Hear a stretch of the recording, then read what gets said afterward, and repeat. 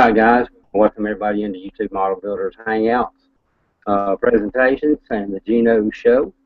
Tonight our special guest is going to be Bill, the track planner, and he's going to be discussing operations for us tonight. And we want to thank Bill for being with us. Before I turn it over to him real quick, I want to remind everybody to check out YouTubeModelBuilders.com. Make sure you know about the live show. The next show is coming up, I think, for this month. There's also information there about the Hangout presentation with Dude and myself, Barry and Mike. That's Tuesday night. And the Thursday night general hangout with Johnny. That's a general topic discussion hangout. And the bi-monthly EMAG, Auto Builders EMAG. The next issue is due out on the 15th of this month. Jake and his crew does a fantastic job with EMAG. And you can sign up for a subscription right there from the website, YouTubeModelBuilders.com. And again, we want to thank everybody for being with us tonight, and we'll turn it over to Mr. Bill. Thanks, Geno. Appreciate it. Hey, thanks everybody for jumping in here tonight. This is going to be number one of, we hope, 6 shows that I'm going to do.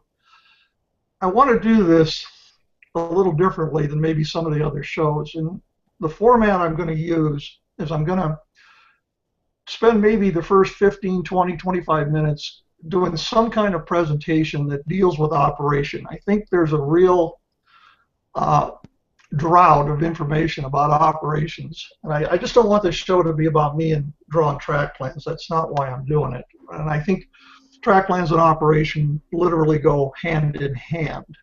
As most of you know, it's really very hard for me to design a track plan that doesn't have some type of prototypical operations. I have a hard time designing display layouts.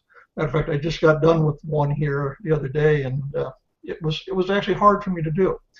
So the format is going to be, I'll do kind of a little presentation to start with, dealing with something in operations. Then I would like the second half of the show, or whatever, how much time it's going to be, to get questions. And not only questions from you guys that are online here tonight in the Hangout. I really would love to see questions come from the people that are watching the show, because a lot of you guys on these Hangouts, I've talked to you before, and you know, we kind of know what goes on, but I don't get a chance to talk to a lot of people who are watching the show. So I really encourage anybody that's watching the show, please type in some questions. I'll be very honest with you. If I know the answer, I'll answer it. If I don't know the answer, I'm going to tell you I don't know. And believe me, I don't know everything. And that I've kind of written down some things I want to do. Tonight I'm going to do just a real simple presentation, and this all came about with a track plan I designed for a gentleman who just didn't know anything about operations at all, and he wanted a logging layout. So I'm going to do a little presentation on this logging layout, and I think it'll be interesting to show you how the novice thinks about operating a layout and how, quote, an experienced operator would operate the layout doing the same task. So we'll get into that in just a minute. But some of the future shows I want to do, and I want to do a show on car cards and waybills. I know that Dude and some of the guys, Chris, are going to do a show on JMRI's operations. And while I'm not super familiar with it, I'm very familiar with the Ship It program, which is basically the same type of program that you see on that you see from JMRI. There's nothing wrong with it. I think they're both good systems. Personally, for me, I love the car card and waybill system. I'm going to do a show on that. And I don't know what show it'll be, but it'll be a show on that. Speed matching engines. I've got a very simple way to speed match locomotives so they'll run together that doesn't even require speed tables to do it. And it was taught to me by a gentleman that owns a 2,700 square foot layout in his basement. And if I told you his name and the name of the layout, most of you would recognize it. It's a high quality, one of the top 10 or 12 layouts in the United States here. He taught it to me. I will do one on track planning and operations. Matter of fact, they'll all kind of bounce back and forth into that area. I want to do a program on prototype and freelance layouts because I think that's an important thing to talk about is do we do prototype, do we do freelance, do we do a combination of both? That'll be a show that'll come up down the road there. And then if everybody's still willing to listen to me, we might do one on actually holding off sessions and that. So to get started here, I'm going to, and bear with me because we're going to try to do a screen share here, and we're going to see if it works, and you guys are going to have to tell me if it did.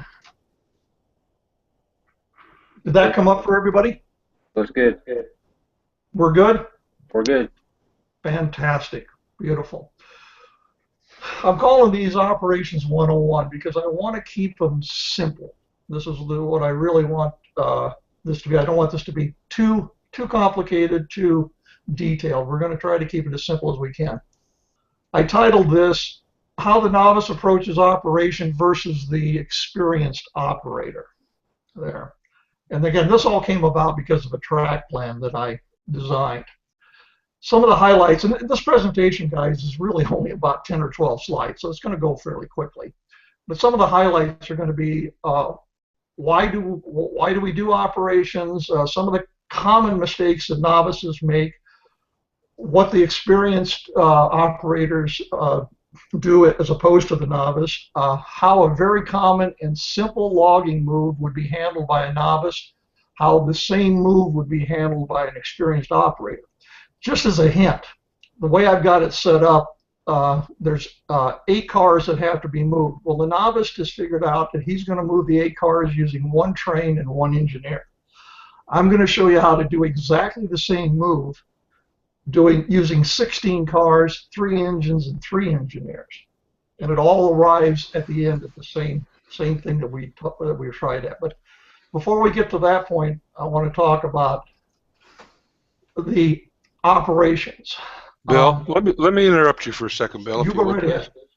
The new people here that's not real familiar with the Google Hangouts.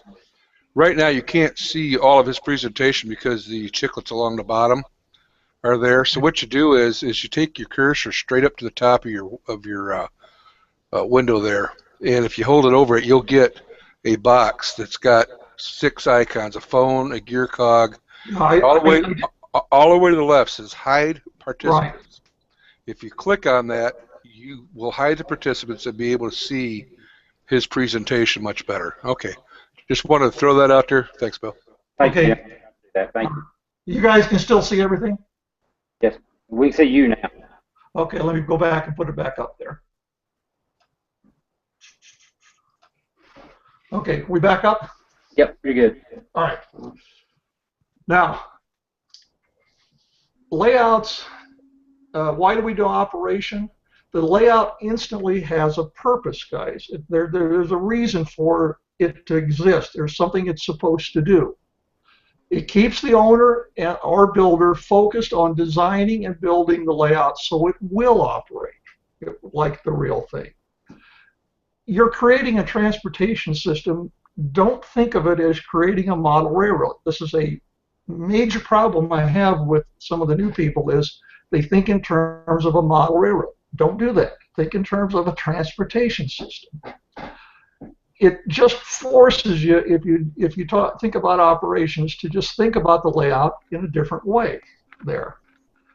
The other great thing about this operation side of it is you can have people come over and you just don't run trains on the layouts. You actually operate the trains and that. Now, this is the layout we're going to use as a sample, and what I'd like to do is just go through this layout and give you some, kind of get the geography of it set, so as I go through and explain what we're doing here, you'll understand. Can everybody see the cursor running around on there? Yeah. Okay. Now, the reason... Bill, can you magnify your picture a little bit so we can see more of the layout? So. I think I can. Let's try it here. See. Kind of hard to see the track. Is that a little better? There you go. Much better. Thank you. Okay. All right. This is this was a room that is shared not only by this layout, but by a family entertainment area, as you see in a while. We got it marked there. The reason for that curve up there is because there's a huge curved couch that sits there. And when we originally were planning this design for this client, the couch wasn't going to be moved, and we were told so by his wife. The couch stayed where it was at. So everything that I designed here was designed based on that couch, had to stay exactly where it was. What he wanted was a logging railroad that had a little bit of industry, but was primarily dealt with logging. He wanted continuous running of the layout. So, and he wanted the branch line obviously would be the logging line. So we've got a walk in here. There's a lift out, drop down or lift out, whatever he wants to. I'll let him decide that. And kind of the neat thing about the layout is when you walk in through the lift out, to the left you've got a yard, not a large yard, but big enough for this particular layout. On the right side is the logging camp, and that sits about 5-6 inches higher than the yard sits. And then what he's going to do, at least he's telling me, which I think is really a neat idea, he's going to take that scenery on that logging camp and he's going to bring it down, not to the floor, but he's going to bring it down a ways so it even appears more like the logging area is sitting up higher in the air. This red line, this squiggly red line you see, is simply a view block, so that when you walked into this space, what you're only seeing is about 25% of the layout there. And that mountain with the snow on top of it, that mountain, the way I've designed it, and I told him it should be, the mountain should even end up being taller than the view block. So you just can't see around it. You'll have to walk up through that aisle space there to see it. It is a continuous run main line. Up in the upper left-hand corner, all that is a road, a bridge going over the main line and the yard lead. And I do that on a lot of my designs because it kind of breaks up the monotony, and it breaks the layout up into sections. So we've kind of taken this left side. It's the yard area, engine servicing area. And what defines it, the end of it kind of, is that bridge up there the train has to run into that road. If you continue around the top there, he's got a little river stream scene with a couple bridges going over that. A lumber yard that we put in that happens to be Walters Clayton Brothers, I think it is, a lumber yard that I put in there. You see a couple staging tracks, and then you see the city scene over on the far right side. An industrial area that's got there's 2 industrial tracks, but there's actually 3 places to spot cars there on that. Then you have the sawmill. Come around the sawmill, we have an interchange track, and then the peninsula forms the logging area, and that's about a 2.5. I take that back. I think it's about a 2.3% grade from the interchange track up to the logging camp there, and it wraps around the top of the peninsula. He's thinking seriously about putting a curved trestle in right up at the top. It would be 12 o'clock of that peninsula. I told him I thought that would be a real neat scene to do up there. So this at least gives you an idea of it kind of gets you the layout of what this layout is designed for. Now, we'll come back to this here in a couple more slides, but I want to talk about some of the common mistakes that novices make.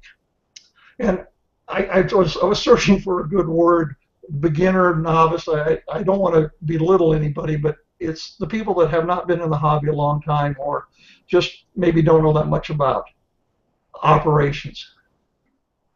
Most novices start construction without clear objectives and a lack of focus about what they want to do. And that this is important. This is very, very important. What's their main object? How many times have all of us watched YouTube videos where guys say, I got to get trains running? And that's their primary objective, is to get some track out and get some trains moving. Well, if you don't have clear objectives for those trains to do things, you're just laying track. One of the things I commonly ask novices is what is operation to you? Most of them think it's that continuous piece of track that they put a train on and they run it around that track multiple times. That's not operating, guys. That's rail fanning. There, you're just sitting back and watching a train. I'm not saying there's anything wrong with it, but don't confuse it with operations. It really isn't. There's a lot of times novices have no clear system for why or when trains move. Why that, and this is something that you got to think about all this if you're going to hold an operating session. What's the trains going to do? They don't have clear objectives on car movements. What are the cars going to do? Where are they going to go? What's going to happen with them there? And probably that last one is the one that I see the most often. They view the layout as a single entity. They don't think outside the four walls that layout sits inside of. There. Additional mistakes they make. They provide no connection to the outside world, i.e. staging yards and that. The novice doesn't envision operations beyond the layout room. They just don't think beyond the room the layout sits in.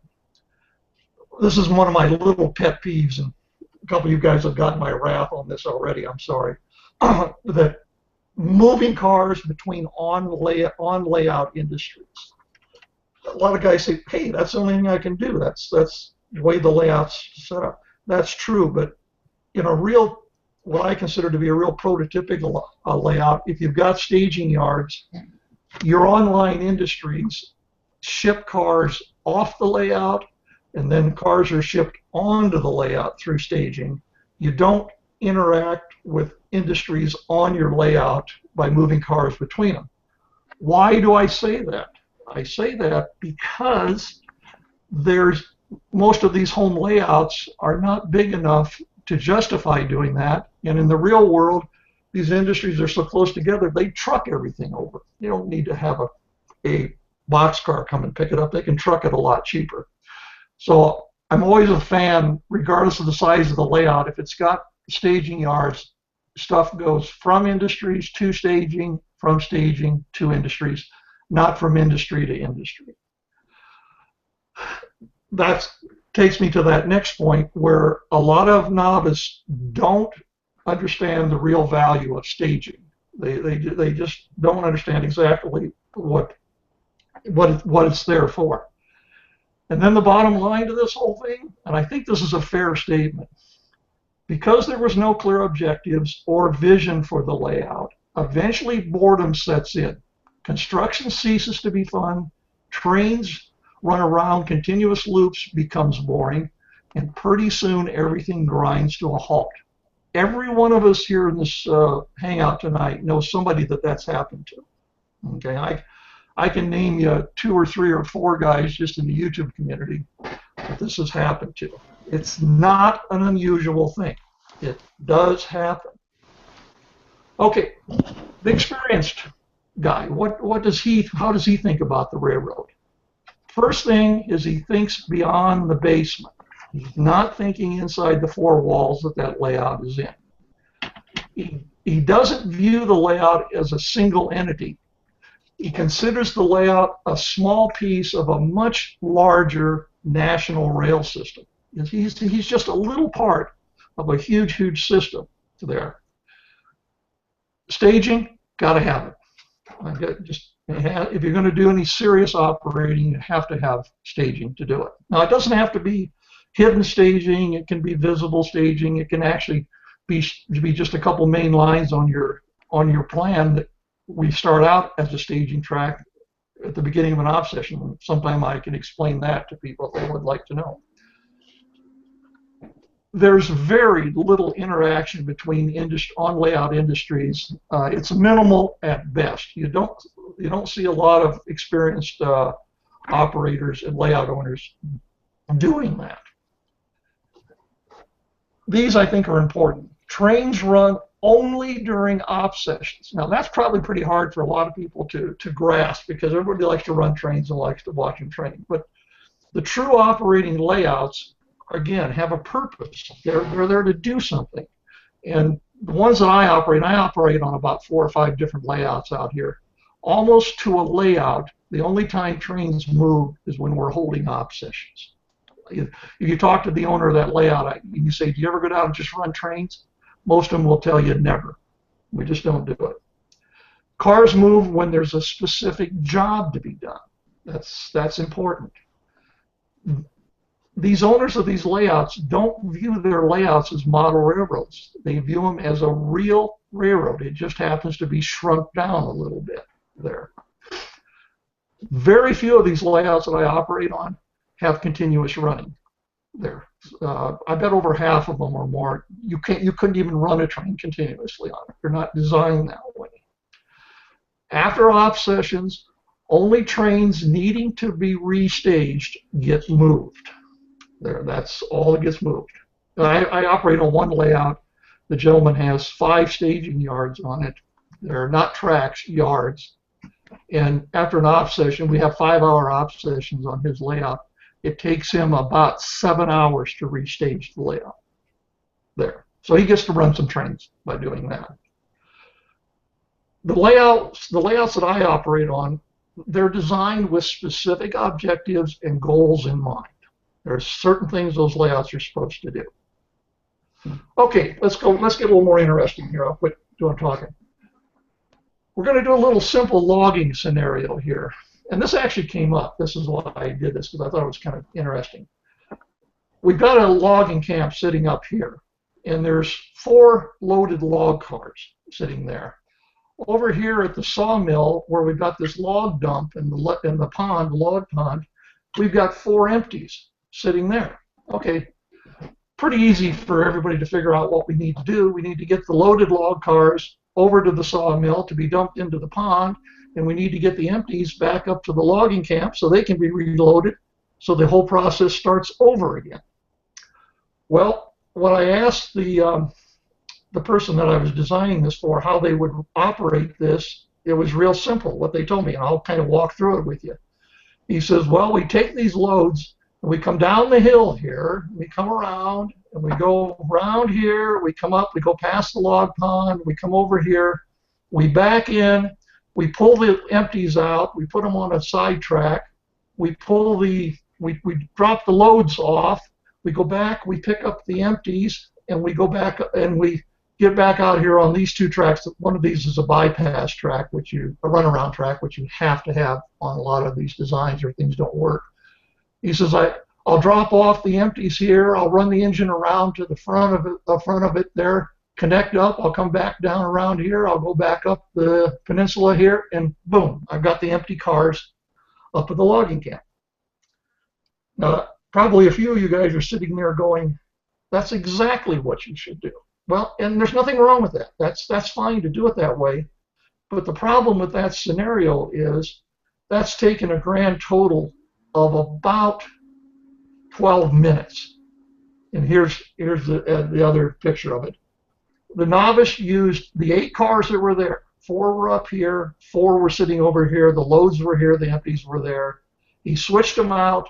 It took him in real time, I'm not talking about fast clock here, less than 15 minutes to do that. Okay. Well, I'm going to show you in the next slide here how to do this using 16 cars, 3 trains, and 3 engineers, and take about an hour, 45 minutes to an hour, to accomplish the same task.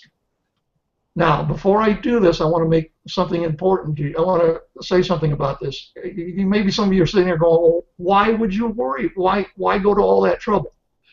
When you hold operating sessions, the biggest enemy of an op session in model railroading is time and distance. We don't have time. We use fast clocks a lot of times, and because of the size of even the biggest home layouts, they aren't that big. So you have to create time and distance to make the layout feel larger, make it feel like it's a much larger layout than it is. And I think when I show you this next slide here, it'll start to make sense to you there. Okay. Now, setup here. We got the 4 loaded log cars up here. We got the 4 empties over here, just like in the other slides. Same scenario, no different. But what I've added is 4 empties sitting in the yard and 4 empties sitting on this interchange track. And you notice I didn't say a word about the interchange track in the last scenario. Why didn't I say anything about it? Because in this particular instance, the person that I designed this for didn't know what an interchange track was for. They had no idea the reason it was there until I explained it to him. Okay, how does this scenario work, and how do we end up with 3 trains, 3 operators, 16 cars, and 45 minutes worth of time? Well, you can see where the 16 cars are at. That's pretty simple to see that. How would I operate this using this scenario, what you see right here? I would start out exactly the same way. I would take these cars that are loaded up here and I would bring them down the hill.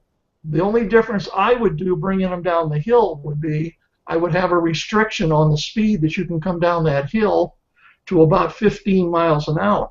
So it might take 2, 3, 4 minutes to get from the logging camp down to the interchange track. We've created time here. We've created time on this thing. The other thing about this, because this is one railroad here on the peninsula, that's the logging camp railroad. The logging camp railroad does not have running rights on the rest of this railroad. So as far as this logging camp railroad engine and cars can go is right to this interchange track. So what he does is he comes down slowly to the interchange track, drops off the 4 loaded log cars, picks up the 4 empties, and slowly goes back up to the logging camp. Now he's got his empties sitting up there.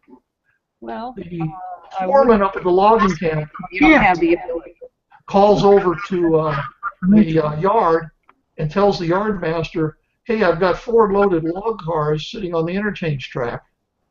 The yard master goes, great, I got 4 empties I want to get rid of out of this yard.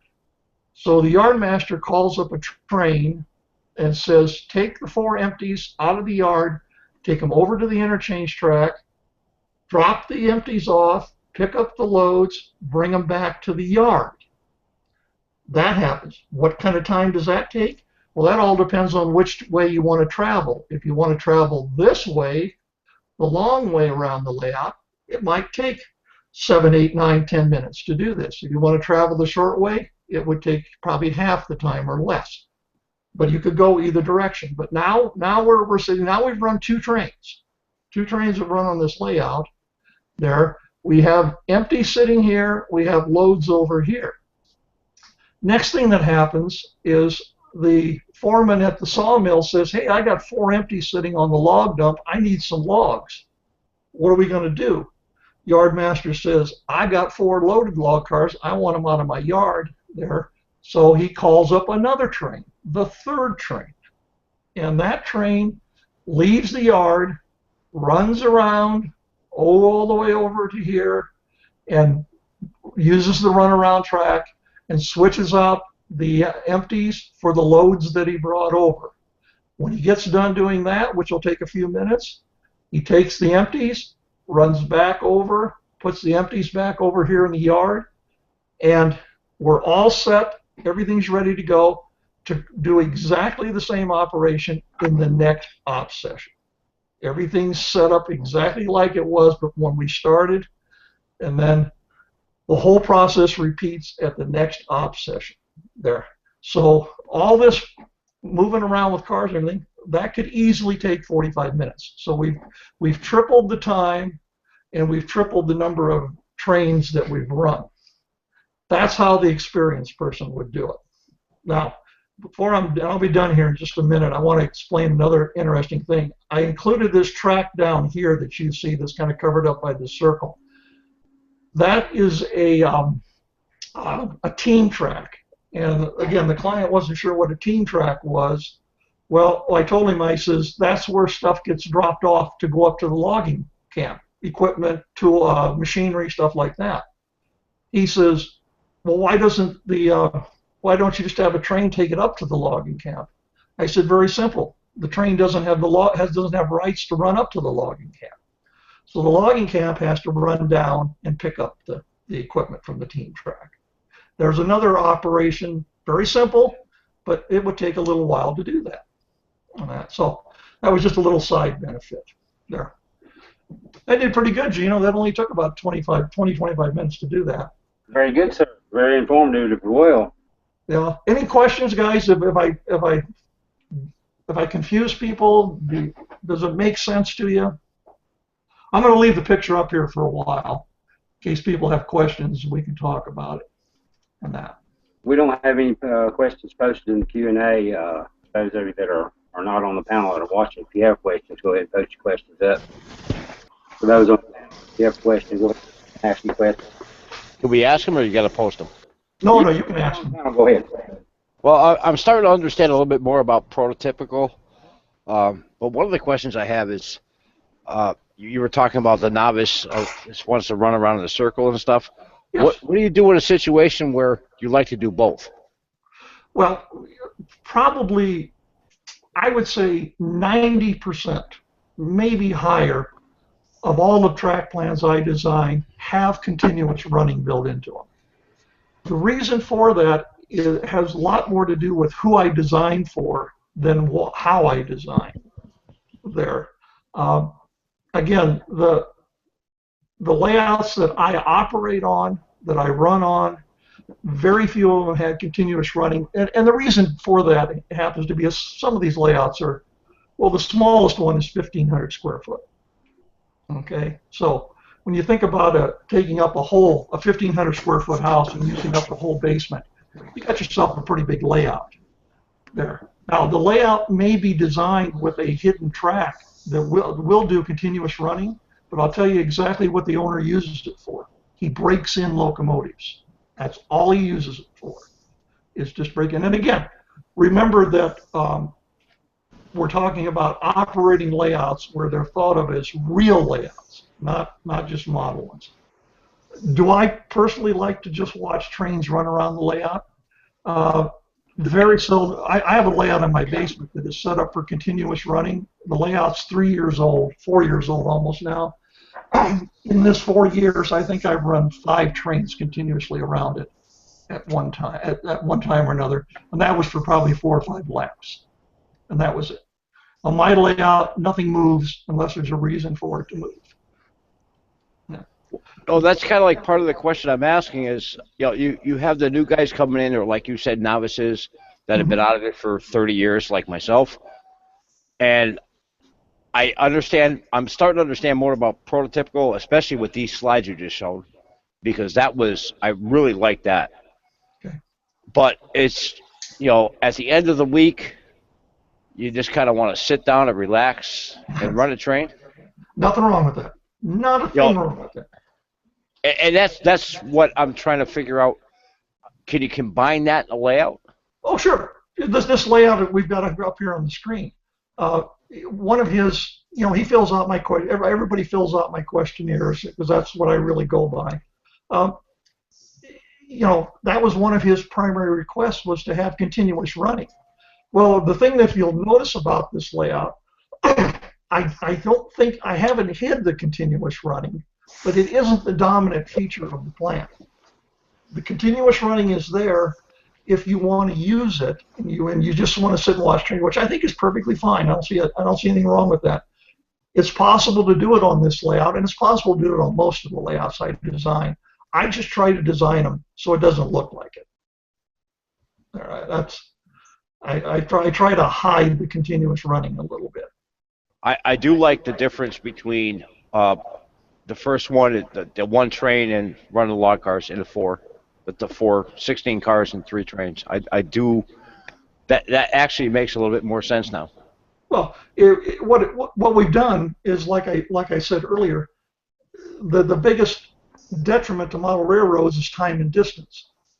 We don't have the distance, which automatically creates shorter times to run trains. So how do you account for that? As I did in this particular instance, we got 3 operators involved. We got 3 engineers involved, and all we did is move technically all we did is move 8 cars. I mean, I just did it in a little different way here than that. But I did it in a way to where, I guess the way I want people to think about this is I considered the layout to be multiple times bigger than it really was.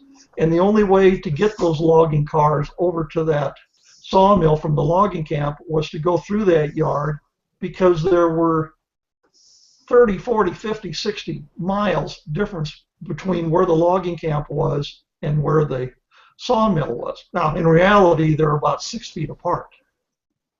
But if you think of it in terms of a real railroad, you would never have a logging camp and a sawmill a mile apart.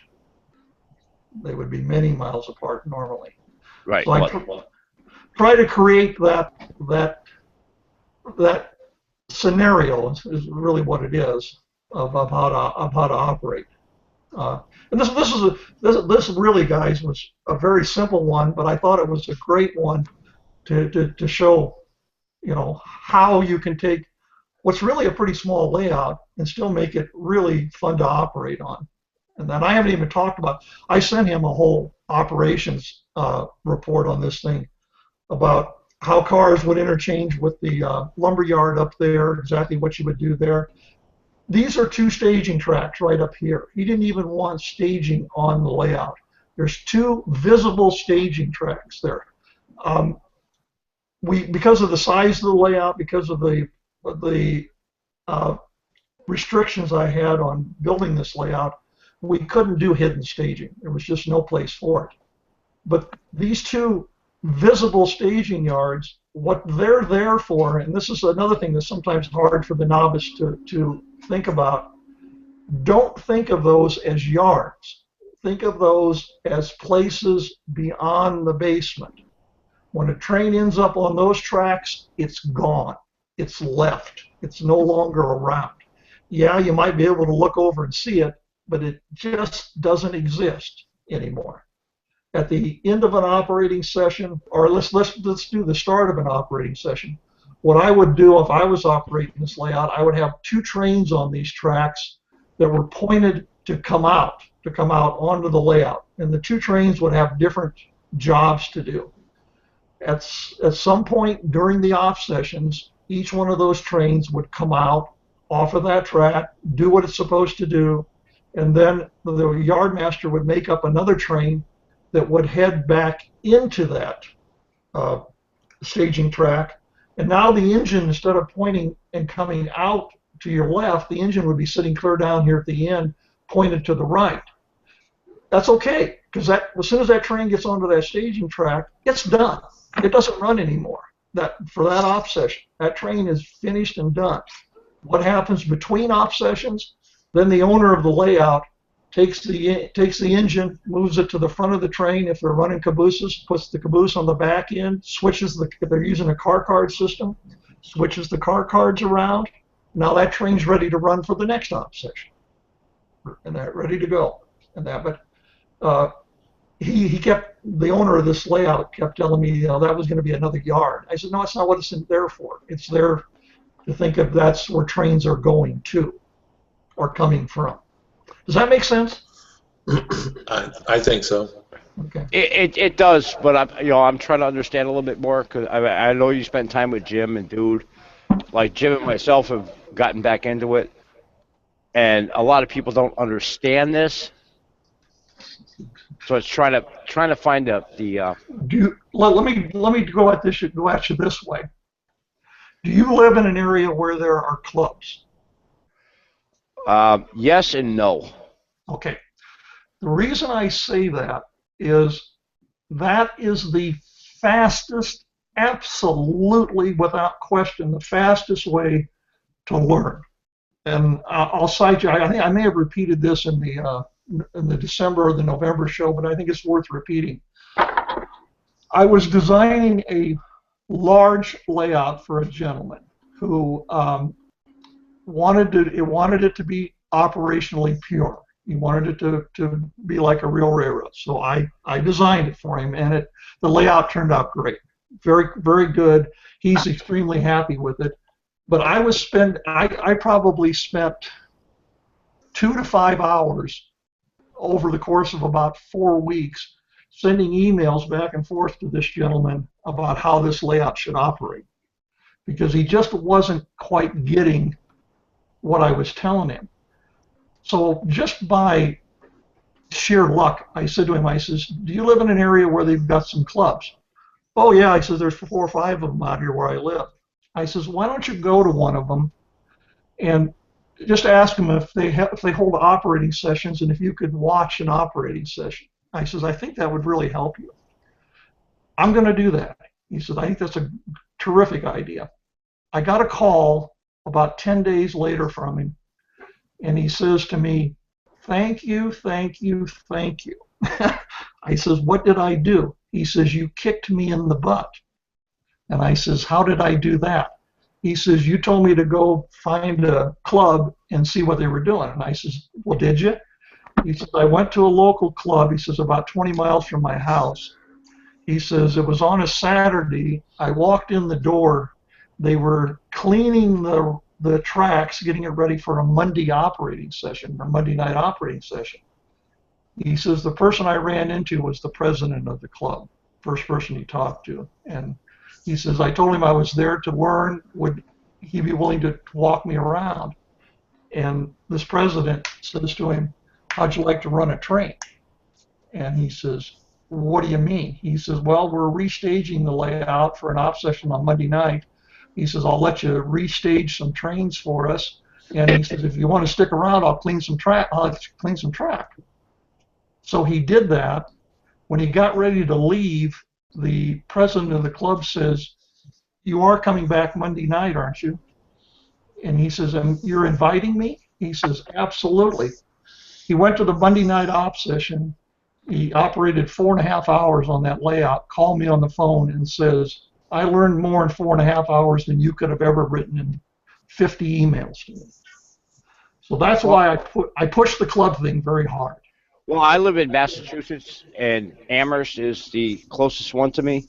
But my understanding is they don't actually have a physical place with a layout. Yeah, you need layouts. We have a club. The club I belong to out here has got over 100 members. We don't have a layout. We have a layout that we use we take to train shows that advertises our club, and it's a very nice layout, but it's just a modular thing we put together, set up as an advertising tool, put it away till the next train show. Right, and that's pretty much what Amherst has. They meet in high school. Okay, I would think back east, the problem, I have to always be careful when I talk to people that live back east as opposed to where I live. Out here, my other layout I had was in a 3-car garage, and the layout took up 24 by 24 space. I held operating sessions on a monthly basis on that layout, and I lived up in the mountains out here in Colorado. I would have people that would drive one way 50 miles to operate on my layout there, and thought nothing of driving 50 miles back home that night and getting home at midnight or 1 o'clock in the morning. Didn't think anything about it at all, and that. So if there's layouts, there's got to be operating layouts, guys. That's the key to it. If they're just display layouts, you're not gonna learn a whole lot. If they're actually running them like a real railroad, they're holding op sessions. I think it's the fastest and best way to learn if you want to learn about operation. And again, I understand. I'm very aware that there's people that just want to build a layout and watch trains run. I tell a lot of those people, maybe you really don't need me to spend money with me to design a layout, because there's a whole lot of track plans and track plan books out there. You can find layouts that do what you want it to do. Yeah, not one that I can find for mine. I get that a lot. You can ask Jim. Ask Jim. He can tell you. Bill, we got several questions lined up from the viewers. I'm going to give you a couple of those real quick. Sure, go ahead. Do you prefer using cards for ops or using a switch list like JMRI? Okay. I'm going to do a presentation on this later in the year. I have to be a little careful what I say here because I know that some of the guys are going to be doing some real strong presentations on JMRI's operations and that. I have not had personal experience with JMRI's operations. However, I have had personal experience with Ship It, which is basically the same thing. It does the same thing. It creates a switch list. The computer creates it, and you give it to an engineer and a conductor, and they go out and take this train out, and they spot cars and pick up cars based on what that switch list says. Okay, computer-generated switch lists seem like a really great idea until you've used them a lot of times, like I have, and then you find out some of the inherent problems they have. And probably the worst problem is, depending on the size of the layout, guys, and this all depends on the size of the layout. The gentleman that I operate on his layout, he has a layout in a 50 by 24-foot building, and it's a big layout. It's a large layout. He uses Ship It. I think he's got over 600 freight cars on the layout. If somebody misspots a car on that switch list, doesn't put it where it's supposed to go, the computer doesn't know that. All the computer did was it printed out a switch list and it says this boxcar goes to this siding, and that's where it gets left off. As far as the computer program is concerned, that's what that car did. Well, we have what's called human error. Somebody spotted the car in the wrong place. Now, nobody knows this till the next op session when they generate a new switch list using these computer-generated switch list programs. All of a sudden, this car is not where it's supposed to be. How do you find one car in 600? You literally put one person in charge, and I've seen on this layout one guy spend well over 30 or 40 minutes trying to find one car. In a car card and waybill system, people can spot the cars in the wrong places. That happens all the time. But waybills and car cards are self-correcting. And when I say self-correcting, what I mean is the car got spotted at the wrong industry, but if the system is being used like it's supposed to be, which I'll go through and explain more of in a future show, between op sessions, that car card, the waybill gets flipped, and the car is now destined for another location. Okay, so it was sitting at the wrong location. Now the waybill's been flipped. It's supposed to go someplace else, but probably most of the people in layout don't even know that car got spotted at the wrong place. And it'll self-correct itself. You don't even have to worry about it. The car will self-correct. I've used car cards and waybills for 20 years, and it's just my system of choice. Not saying there's anything wrong with the JMRI, because I use Decoder Pro religiously to program my engines and everything. I think it's the greatest thing in the world. But from an operation standpoint, running trains and having cars go places, I personally like the car card waybill. Good deal. All right, we got another one here. It says, do you have to have a separate engine for every train and staging, or can you use one engine for multiple trains that are in staging? You can. Normally, in normal operations, when you have staging yards, what those staging yards, again, and I have to always keep emphasizing this, think of those staging yards as beyond the layout. Those are trains that are coming from somewhere, not from the layout, somewhere else. Okay. Normally, each track would, at least to the way that most of the layouts I operate on out here in Colorado, most of the staging tracks have one train per track, and depending on how the trains are set up, it could have multiple engines per train, or it can have one engine per train. If the person is asking, if I'm short on engine power, what do I do? That's really not a problem, because you can run a train, and when that train finishes its job, whatever its job is, all you've got to do is take that engine, run it back over to staging if that's where the train is, hook it up to this other train that doesn't have an engine. Sometime during the off session, that train can come out. Is it prototypical? No, but it would sure work. It could be done. There. All right, we have another question here. Is it possible to think one's way through the operation chime and end up running more separate trains than the prototype did? Oh, sure, absolutely. Matter of fact, in most cases, most layouts, you run less trains. It depends on the kind of layout it is and what they're trying to depict. And that I designed a layout for a gentleman in Pennsylvania where he thought originally he wanted to have from Philadelphia to Harrisburg the triple main line, which I talked him out of because he had a nice space but he didn't have room for a triple main line and that.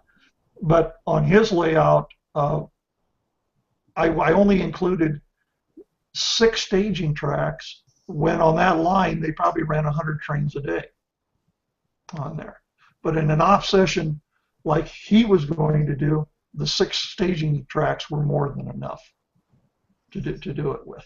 And that, so yeah, most of the layouts I operate on out here, we average 12 to 15 trains, 12 to 20 trains per op session. And that's individual trains. That's not any train running twice during an op session. The one that I do a lot of it on, trains come out of staging, go into staging, and when they come out of staging and they get to their destination, they're done. They're finished, and they never run again that op session. All right, we've got one in reference to the presentation that you put up, Bill. So now with the logging going, other ops and also for the batteries. Say that again. Okay, so now with the logging going on, can other ops be running also for the factories? Oh, sure, absolutely. Matter of fact, the way this layout here that you're seeing, it's on the screen. Excuse me. I would envision that layout working very well with 3 operators. And when I say 3 operators, one person would be the yard master. His job is to make up and break down trains in that yard. The other 2 operators would run trains and do multiple things on this layout. Excuse me, I'm going to drink here. Give you an example. That sawmill, let's just do another operation with the sawmill. You see those 2 shorter tracks at the sawmill. Well, the one closest to the building, that I designed as a track where cut lumber would be picked up in boxcars or on flats. Okay, so you could have a train that was working this industrial area, but also would be switching out this track here, dropping off or picking up cars, boxcars that had cut lumber in them. Okay, well, we've got a lumber yard over here, so your natural assumption is this cut lumber would go over to this lumber yard. That's true. I would do that, but I'd only probably run 1 or 2 cars in an off session over there.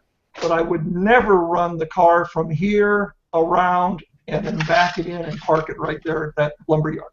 I would never do that. This car that left here with the cut lumber would go into the yard and be parked in this yard. And then later in the op session, the yard master would put a train together, and one of those cars would be that box car that would need to be delivered over here to the lumber yard. I hardly ever see track plans, at least operating ones, the ones I do, where you directly move a product from one industry to the other. It always goes through the yard there. And in this case, with this little scenario there, I probably wouldn't even want to do that much. I'd want all this cut lumber to come over to the yard, be switched into a train that leaves the room and goes on to staging and goes out beyond the basement there, going to someplace else in the country there. And likewise, you could have a train sitting in staging that would have materials that this lumber yard needed that are not on this layout, So even though when this train comes out and it goes directly past this lumber yard, it never stops and switches there. All the cars go over to the yard, get switched into the yard, get made up into new trains to go back out. So yes, I could envision on this layout probably 6 to 8 trains could run through it during an off session. We've already run 3 just with the logging alone. There's multiple things can be done here on this layout. And it's a really simple layout when you look at it, guys. It's Hey, Bill, it's Bill Graham. Hey, Billy, how are you? Good. You know, in listening to this conversation and listening to the questions, I think it's important and to emphasize that this is imagination. And imagination, you know, my railroad was designed by Mr. Baranek, and it's the South Brooklyn Railroad.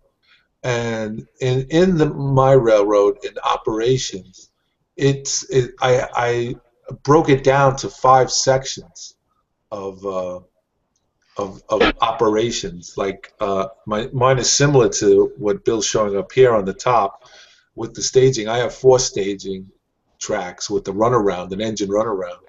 So I use the 2 tracks to have the trains come in, and then, like Bill said, switch the engines out, and then I have the other track that has a runaround, engine runaround, where I can bring a train in, then run the engine up to the front of it and pull it out. But again, it's the imagination that you use. South Brooklyn Railroad has a story behind it, and I think that's important.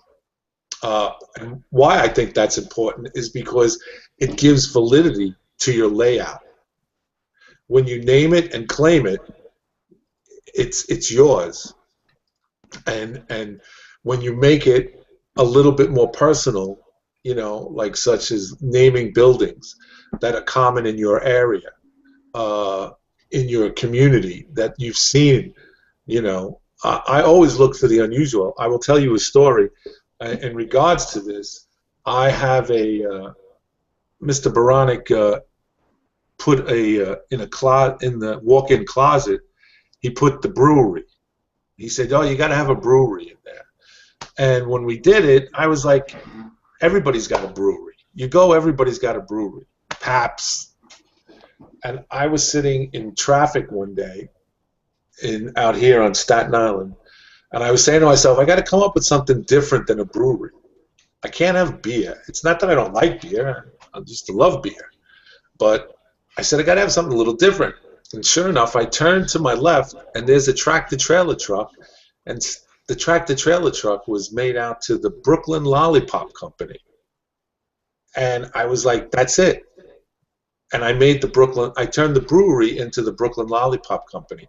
And I think it's important when you take ownership of your layout, you know, like if you get it built, you know, I mean, if you get it designed, you have to put imagination into it. You know, Bill gives you the operation, he writes it out for you, you do it, but you got to put that imagination into it.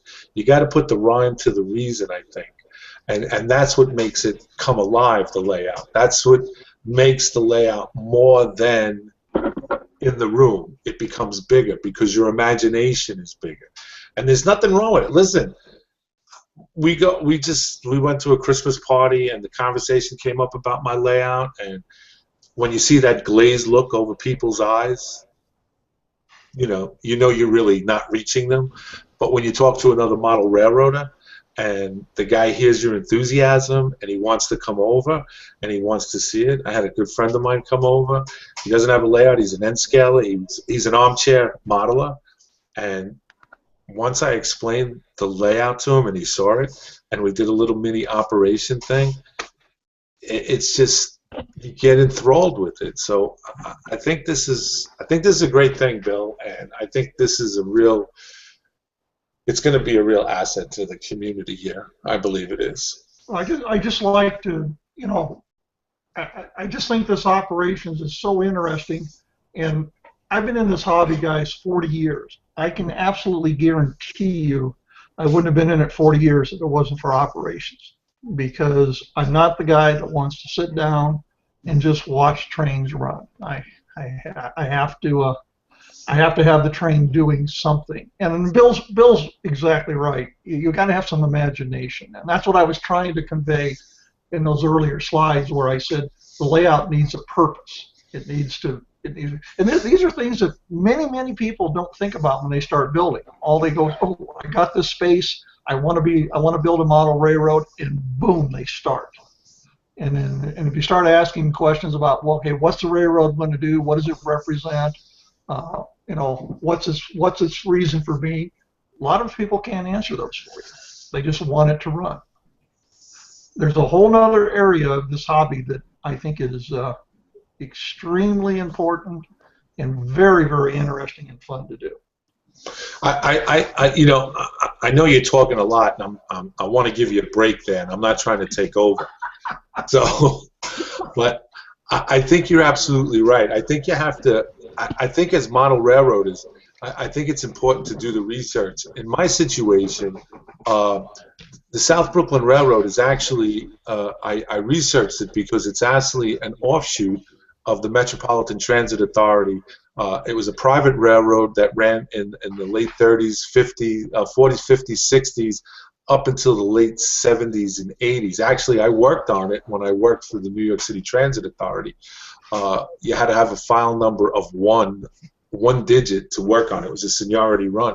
And they would take off boxcars that went to the Brooklyn terminal from Jersey. So there's a whole slew of books on it, and I think it's important if you're going to get into this and you want to get away, you say, oh, I got to have that bigger, better layout. I think it's important that you research what you want to model.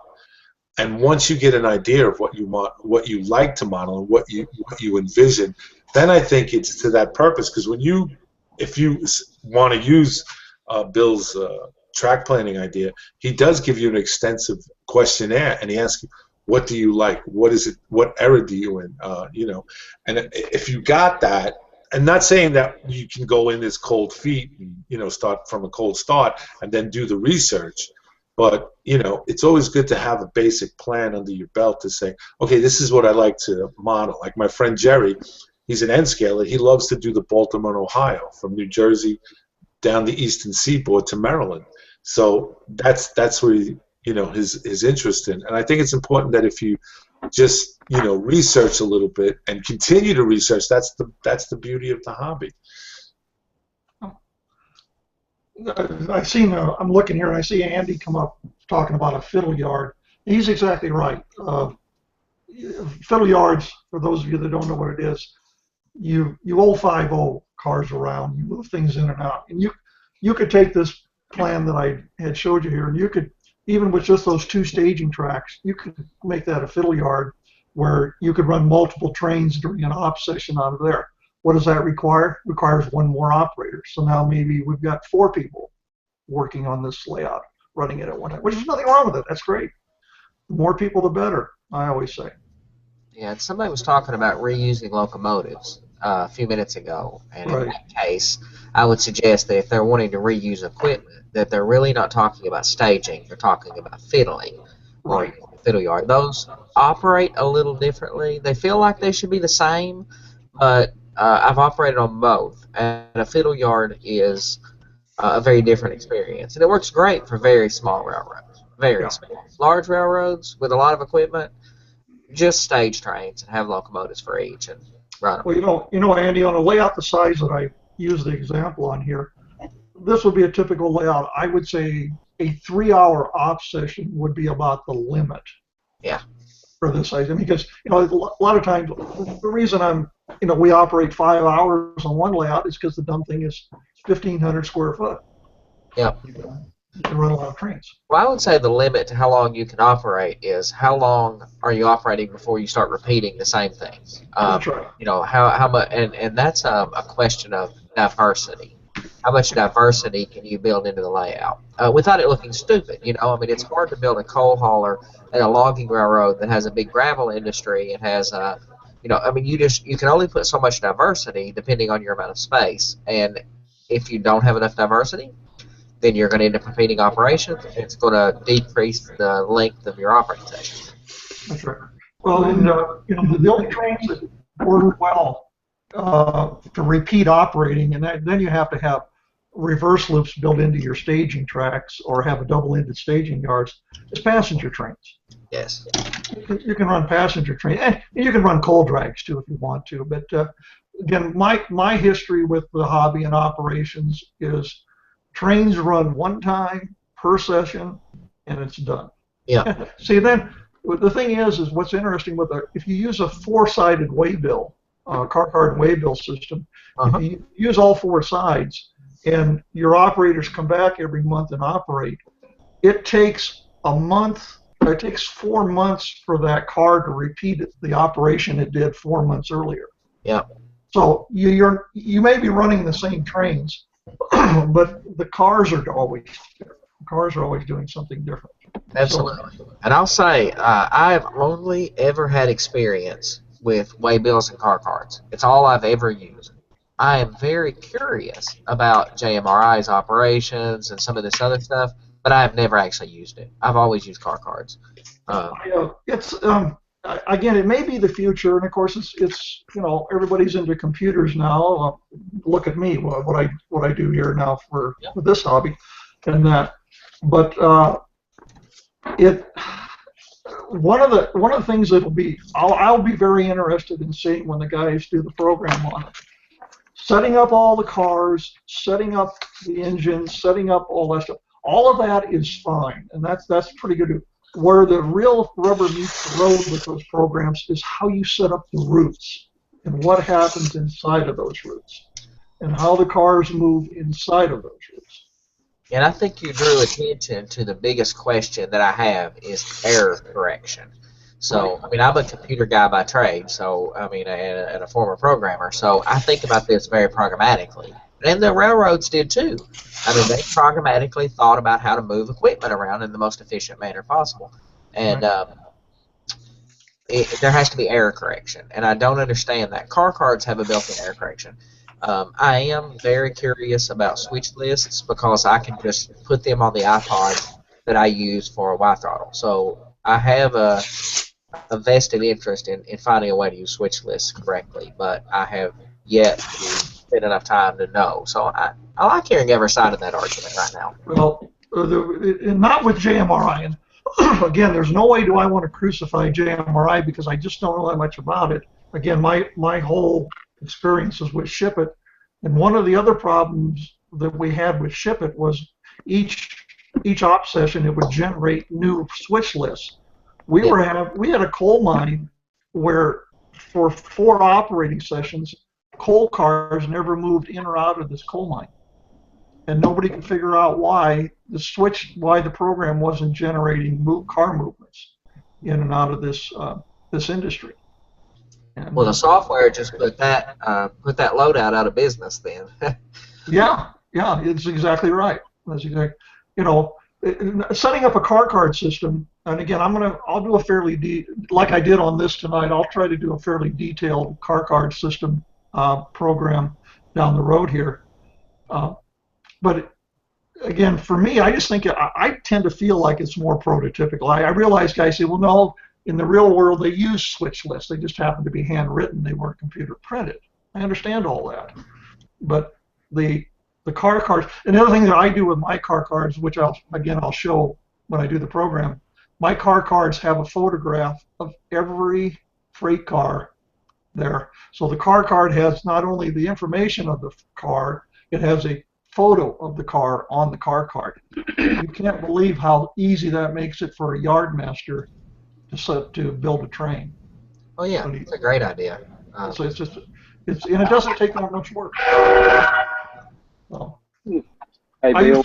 I used to do a little programming too, just very, very, very little bit, Andy. And I use a program today called FileMaker Pro, and I create all my car cards with FileMaker. Yeah, I have a copy of that. I've used that in a few cases. I'm a pretty diehard Mac guy as well, and FileMaker has been kind of in my arsenal for at least a couple decades. Yeah. Well, the FileMaker is fairly easy to learn. It's a relational database, which we're kind of getting into weeds here a little bit, but it's relational database, and I've got an inventory one for my inventory for my rolling stock is FileMaker, and I just have I wrote a program that prints the cars for it. I take a picture of every car that goes onto the layout, and then that picture gets onto the car card. Yeah, the picture idea that's a great idea. I've never done it. I've never operated that way. I mean, I will say when it comes to JMRI, I am a complete fanboy of JMRI from an operations standpoint, from a control panel standpoint. Right now, I would just call myself, when it comes to the operations side of it, I am just curious about it. I am not doing it yet, but my layout's not there yet either. So.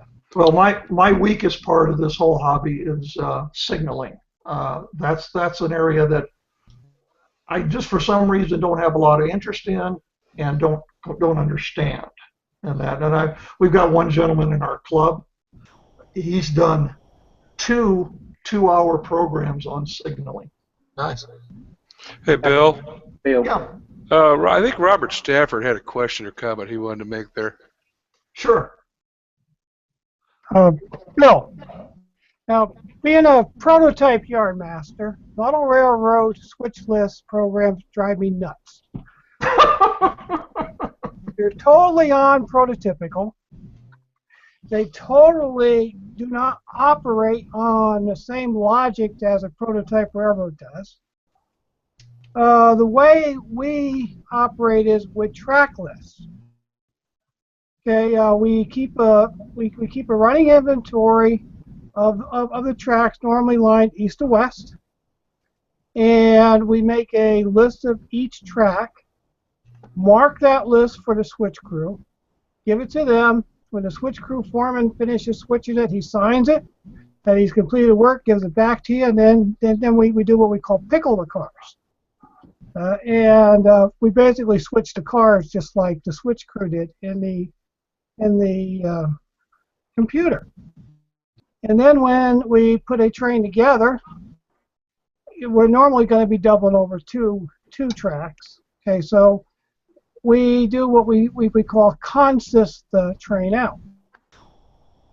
We use, going back to the old days when we used when we typed it on a Model 35 teletype, and then later on with with the old car cards.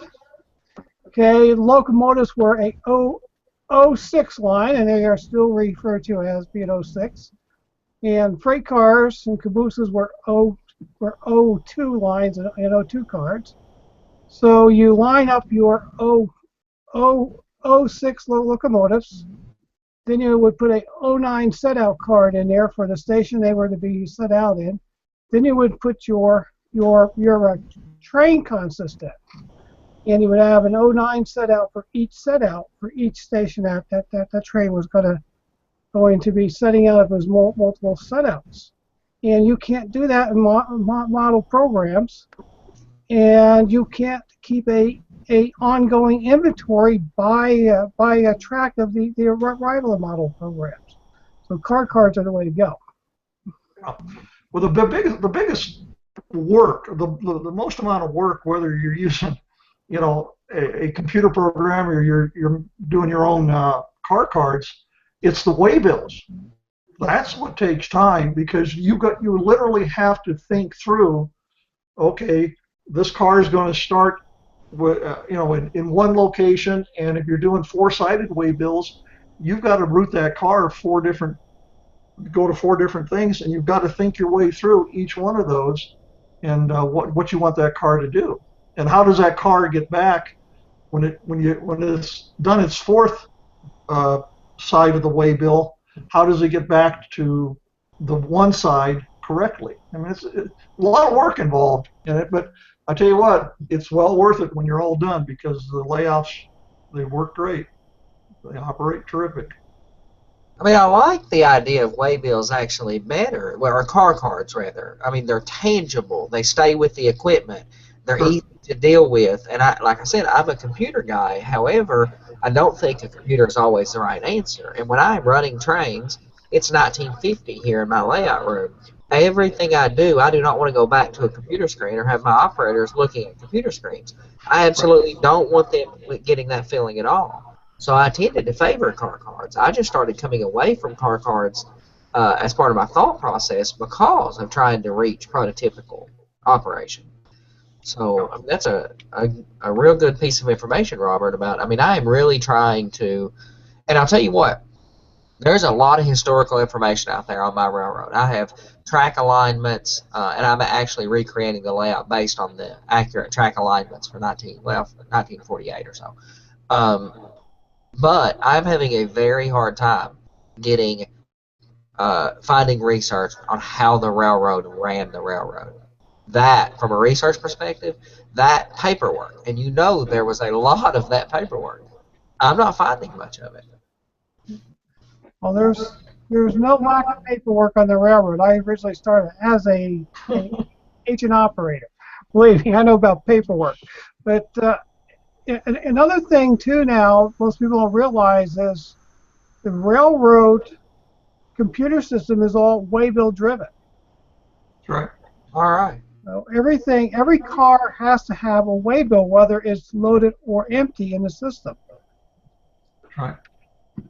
And that's where the logic comes in, is what the destination is on that waybill is the logic that then moves that car across the system through its interconnecting trains. Well, you know, the other advantage too, guys, with the waybills and the car cards is if you get tired of the same waybill in the same car, get a different car and put the waybill in a different car, and you can do the same thing. There's just a lot of versatility at least to me, with the car card and waybill system. Hey guys, I can take the least question on from the viewers out real quick. Sure. We've had a request to put your contact information out, how people can get a hold of you. Were you talking to me, Andy? Yeah, and I'm talking to you, Bill.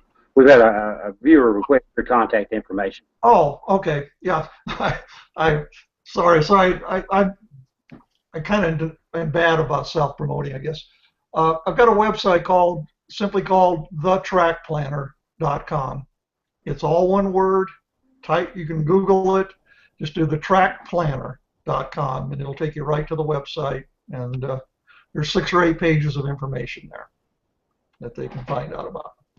Yeah. And also, for anybody that's listening that's not here in the Hangout, if you've got questions, go to my website. There's a place where you can contact me. I'll be happy to answer questions for you, and I will get back to you pretty quickly on stuff. We had a question earlier when it comes to designing a layout. When it comes to operations, is it better to model a prototype or a self-designed layout? Or in other words, freelance, I think you talked about. Oh, I'm going to do a program on that, I think, later in the year on prototype versus freelance. As a little preview to it, I am a huge, huge, huge fan of prototype freelance layouts. The reason I say that, and it'll be in the program, the prototype keeps you focused. The freelancing lets you do the things you like to do. And that. So I don't like pure 100% prototype, and I'm not a real big fan of pure 100% freelance either. Combination of the two, I think, is the best route to go. All right, a minute too. I want to remind everybody to check out the YouTube modelbuilder.com website. Find all the information about the live show with Bill and Barry. The next live show is coming up on the 16th of this month. Don't forget the Tuesday night topic-driven hangouts with Dude, Barry, and Mike as well. Johnny has a general discussion hangout on Thursday nights, and you can find all the information about the EMAG publication on YouTube Model Builder.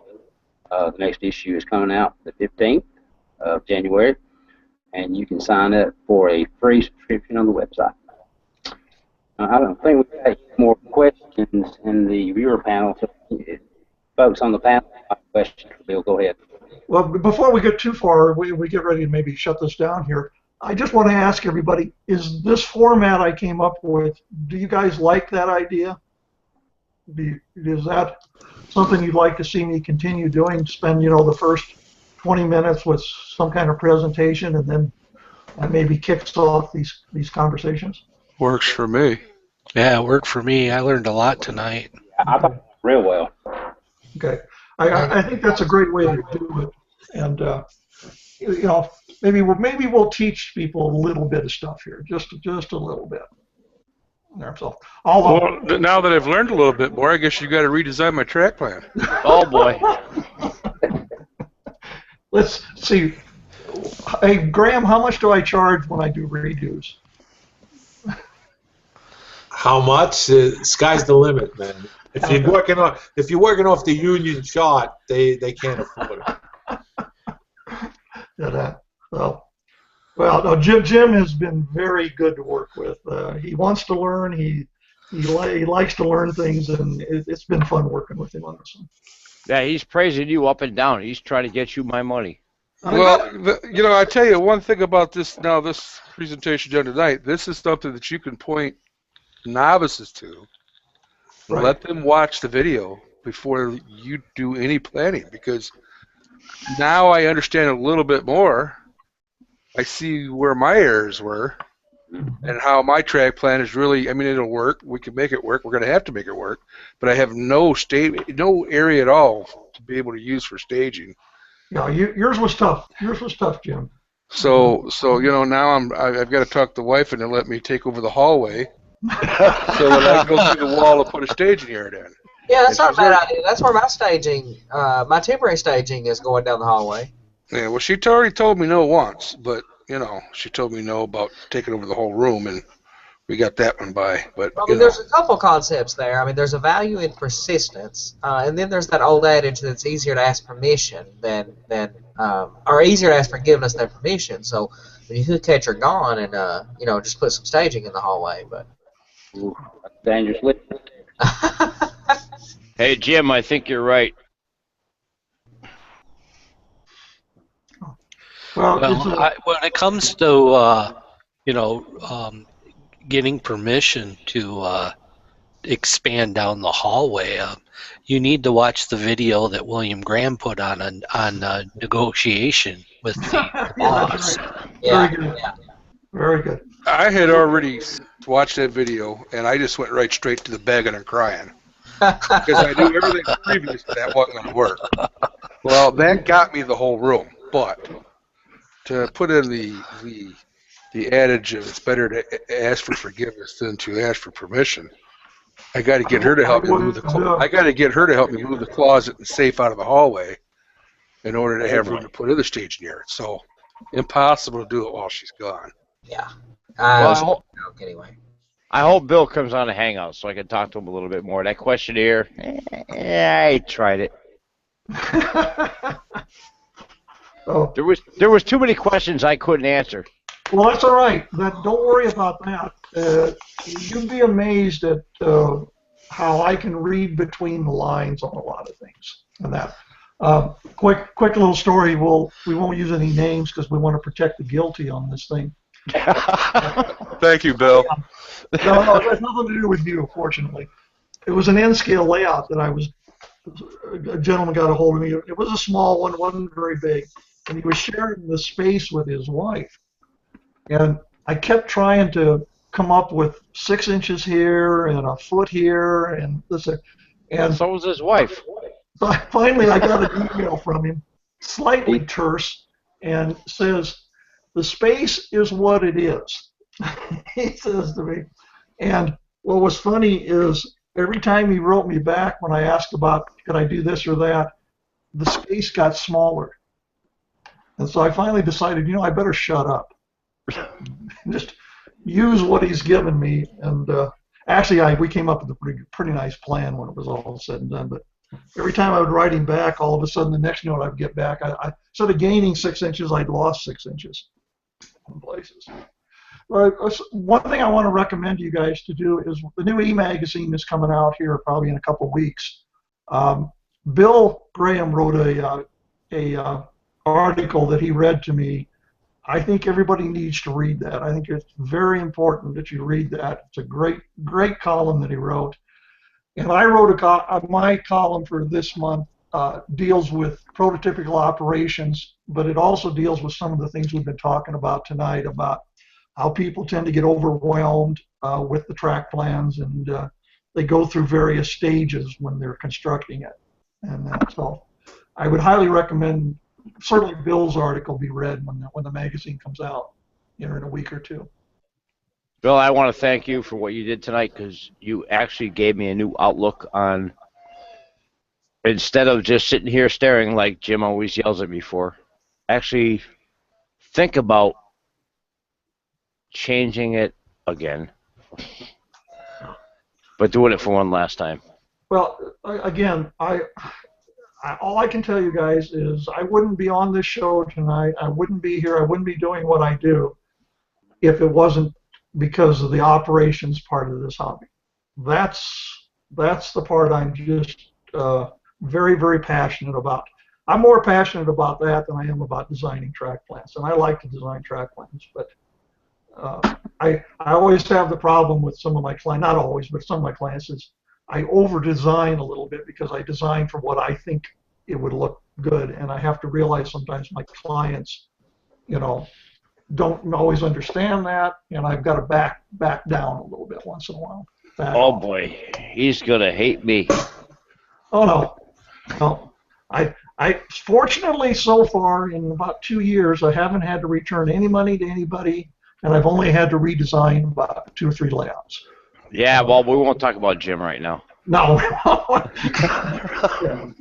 Jim excluded, Ross excluded.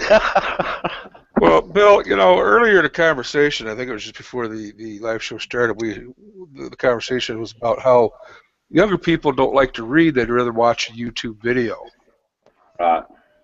I'm not the younger generation. The problem is, before I got started, everybody was telling me, okay, you need to go out and get the Track Planning for Realistic Operation book written by John Armstrong. Read that, they said. You'll understand what's going on, and you'll be able to design a better track plan. Well, I did read it, but I couldn't understand what I was reading, and I read it cover to cover.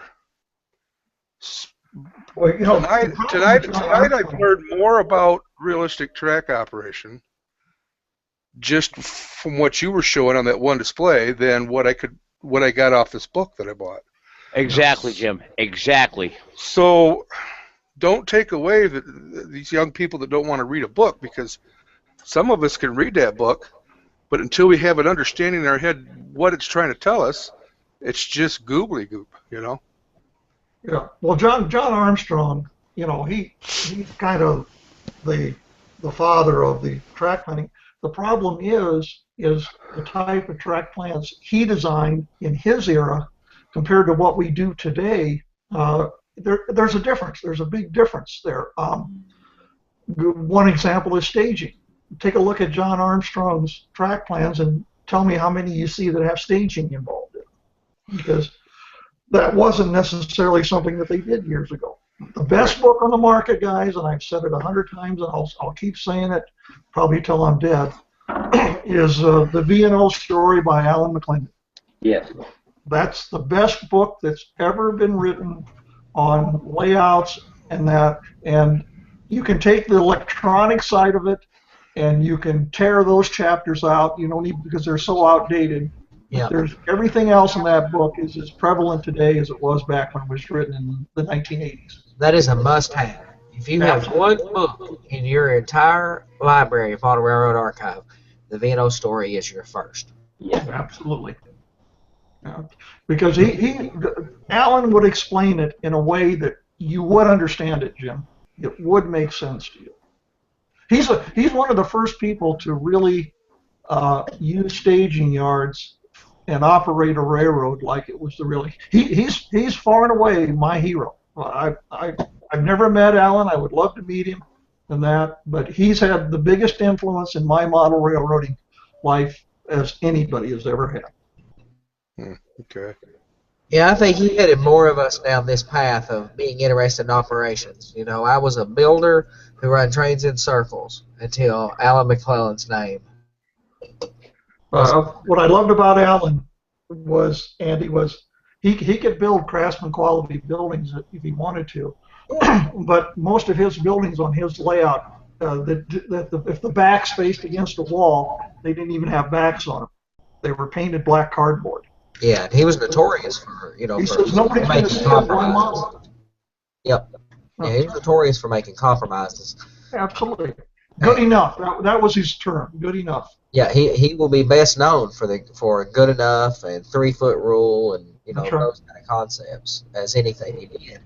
But I'll Well, tell you can read all of his books, and you will always get the idea that the Virginian and Ohio was a real railroad that really existed somewhere. And you'll be looking on maps trying to find out where the V&O was, because he never said, my model railroad does this.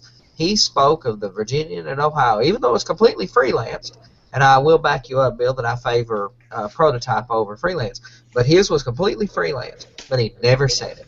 I don't remember a time that he ever said that. I think Tony Custer told a story about him and Allen were doing some rail fanning in Virginia, and they were talking to an old railroader down there, and the railroader says, "Do you have a railroad?" And Allen says, "Yeah, I have the V&O Railroad." And the guy goes, "Oh yeah, I know about that railroad. It's run through this part of the country for a long time." I always thought that was, Tony told that story to us one time. I always thought that was a great story. Man, he sold it well, didn't he? He sold. I've got every video. Some of them are still on VHS tapes of every video that's ever been produced on Allen's layout. Yeah, Alan Keller's video on it, and that was a great one. I wish I could get a copy of that wasn't VHS, but yeah.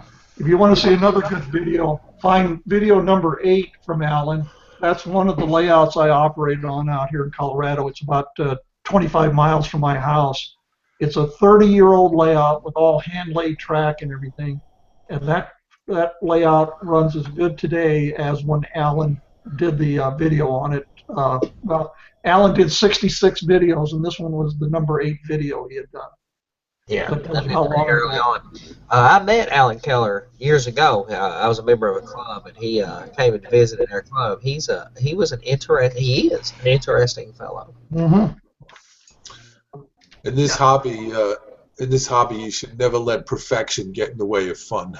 That's exactly right, Bill. Exactly. I struggle with that balance. I'm obsessive compulsive or something. Yeah, I've already accused you of that a couple times, Andy, so you can. No, he doesn't struggle.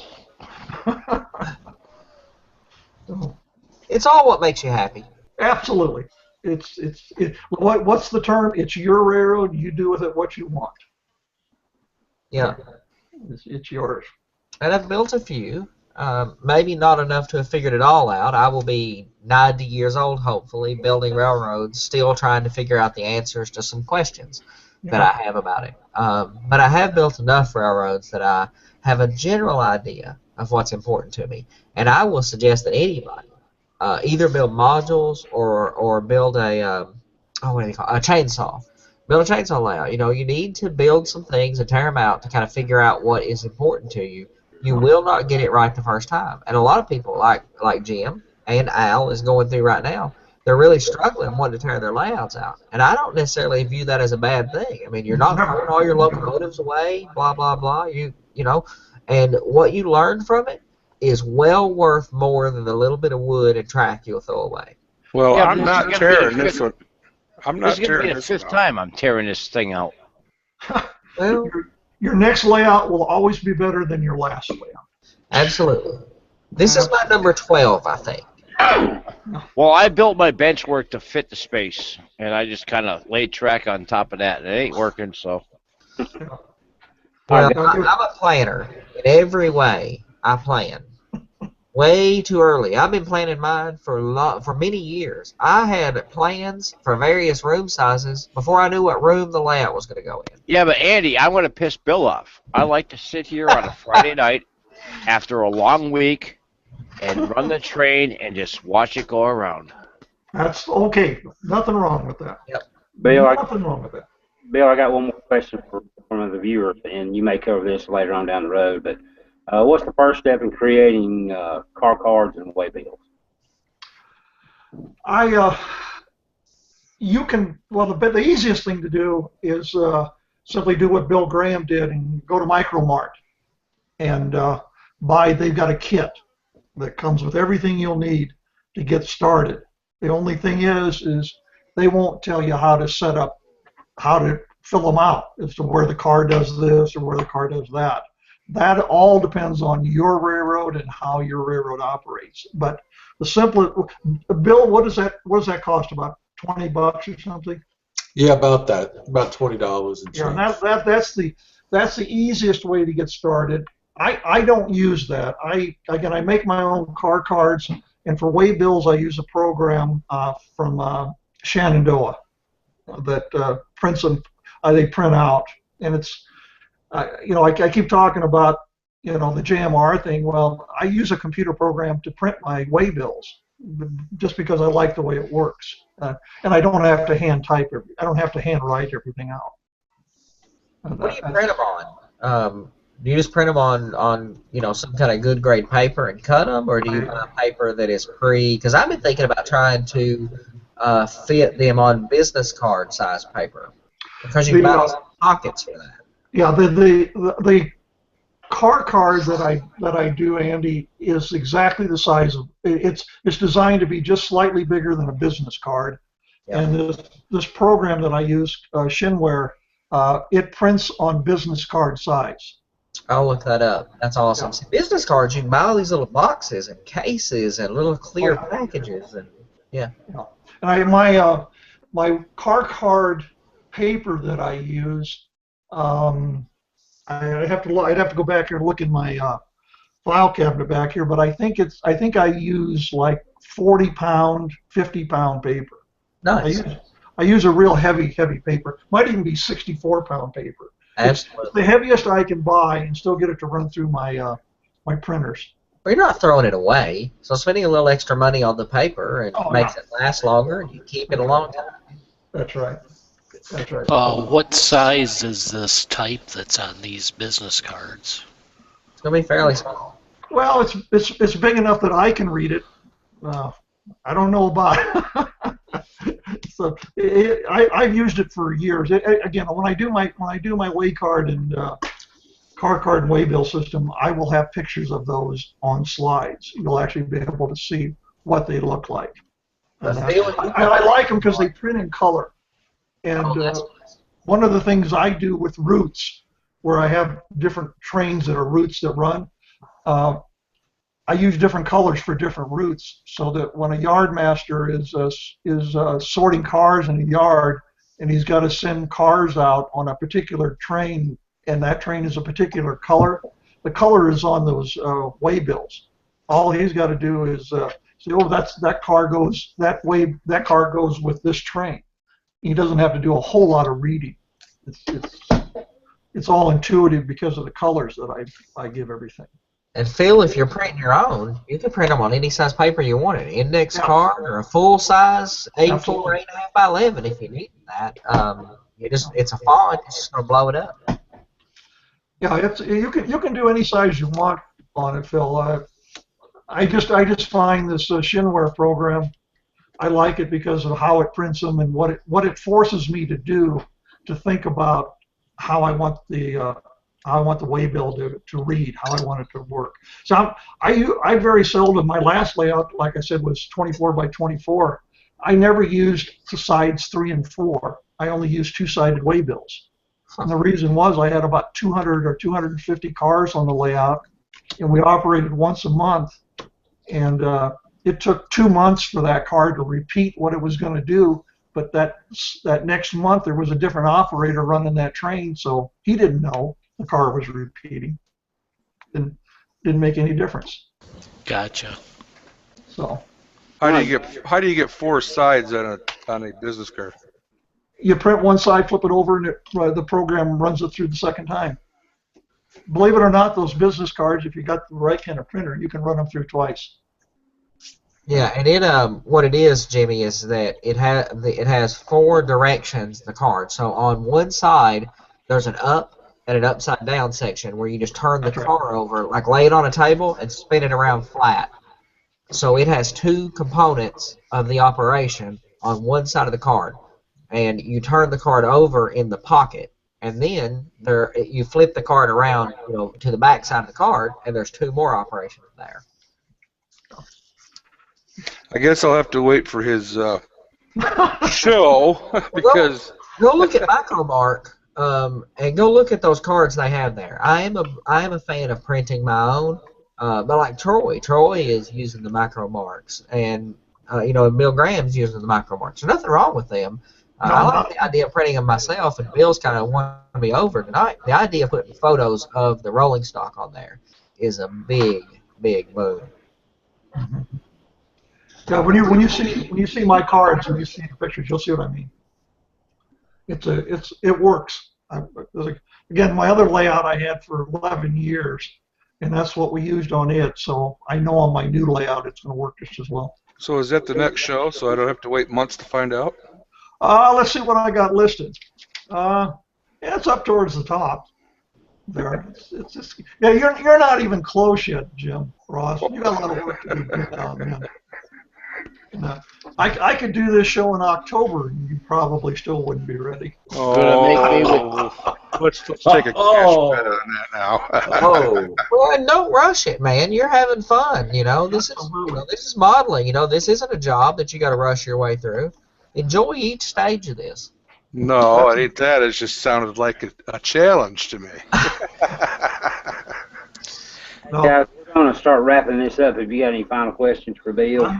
Yeah. I really appreciate all you guys being here tonight. That was very kind of you all to be here. Thank you. It's a very good show. One of the best shows that we've had on Tuesday nights, I think, Bill, and we sure do appreciate it. No, I'm glad it worked out for everybody. It was a great show. I appreciate it. Okay. Yep. Geno, you want me to stick around a little bit after the show? Yeah, if you don't mind, hang out for just a minute. I'll be happy to. We want to thank everybody for watching tonight, and again, we want to thank Bill for his presentation.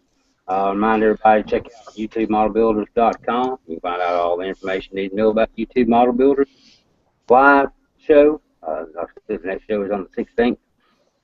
Yeah, Geno, if I may, just for a moment, since I'm the host of that show, January 16th is going to be the next show. We're going to have our own Andy Crawford on with Joe Tennyson from Rail and Al's. Andy and Joe both have two layouts that they're in the process of building. Joe Tennyson is an Al's and Rails guy on his YouTube channel. What he does is he talks about his railroad, his HO scale railroad, and what he's up to, and then he does a little critique on microbreweries and certain ales that he likes to drink. Those would be the adult beverage kind. So tune in, and we'll get to see our good friend Andy Crawford and myself and Barry and whoever else is coming about. So that will be the 16th of January. Okay, and before Johnny, did you start an after-show hangout? No, I didn't. I'm going to go start one. Okay. Okay. The newer guys here, there's an after-show hangout. We leave this hangout and just go over to the general page there. There'll be a link on there for you. Good deal.